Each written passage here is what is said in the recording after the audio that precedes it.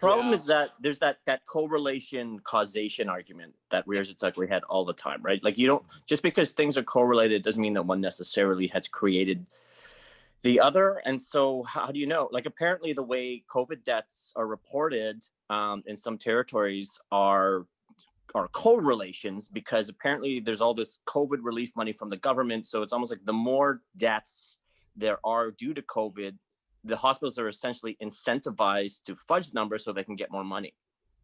Yeah. Yeah.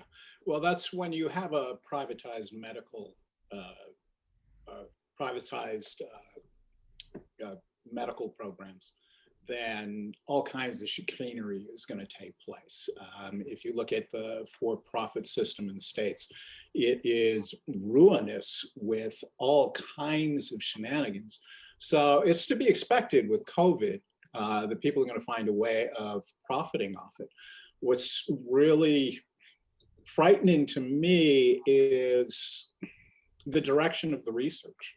Because we've had the Republicans for the last 4 years and probably longer dismissing science and weaponizing scientific research, we're seeing people with less and less trust with the scientific community by design. So who do you trust? What research is going on? Where is this going to end up?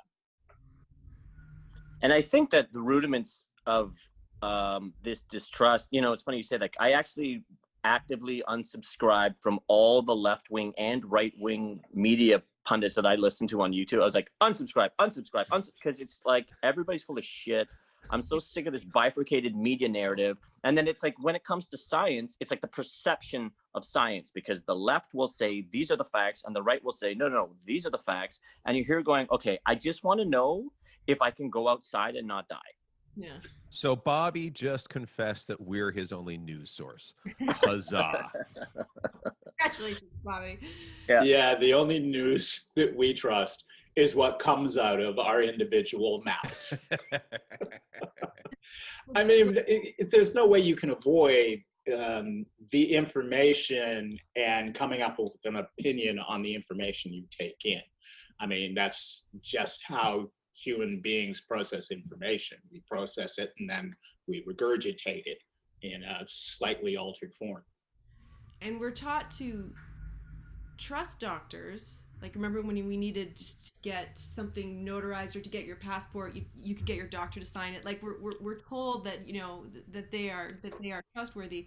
But then at the same time, if you look at even in Canada, who is fudging the numbers for their OHIP payments? It's like fraud. The fraud comes from doctors, and I can't, you know, I can make up a statistic, but I think it's pretty high.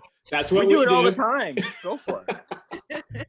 I think it's pretty high, the fraud, you know, like, and I know that my boyfriend, he works at the TTC, and he went to the dentist, and he dropped in for some quick checkup thing, and they charged like $150 for that, and he would have not noticed. It's just that he did notice that they were doing something, but he didn't have to sign off on anything, and they just like he dropped by and bam, they charged again. So like, we're taught to believe doctors, but at the same time, they're just as shitty as everybody else.